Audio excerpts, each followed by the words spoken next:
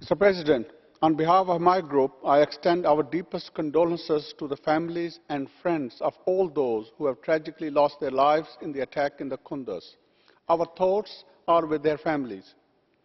We pay tribute to the Doctors Without Borders staff who bravely and selflessly worked as fighting raged in Kunduz over the past week. We also applaud all other heroic doctors and other medical staff around the world who risk their lives every day trying to save others.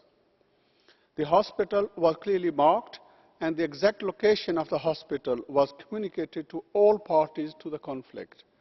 More than 22 civilians were killed in the attack, 12 medical staff and 10 patients, 3 of them children, and 37 more were injured.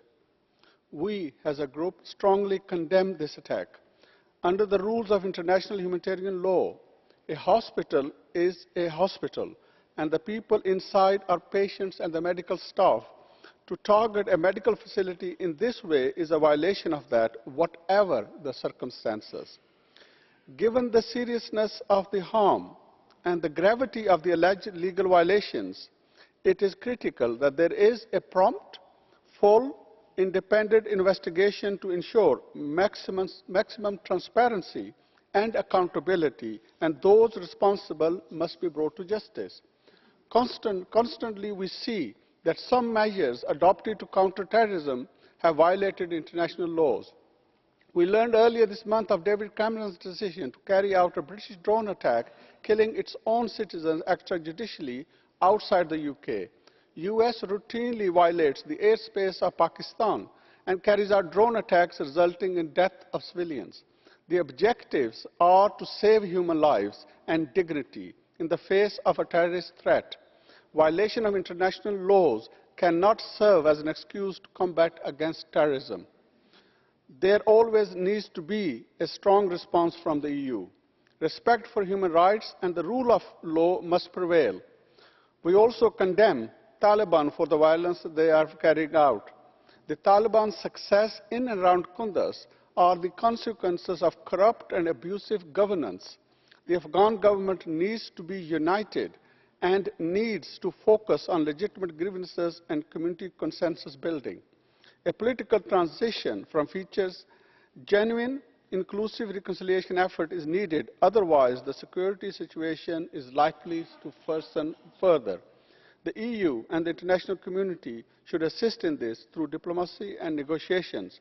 Regional cooperation with the objective of promoting long-term peace, stability and security in the wider region is essential. The cooperation with Pakistan is especially important. We welcome their assistance in the reconciliation process and encourage continuing on the path of improved relations cooperation between Kabul and Islamabad. Afghanistan must not be forgotten amid more pressing crises. We welcome the help that has been announced this morning for the civilians in the Kunduz area.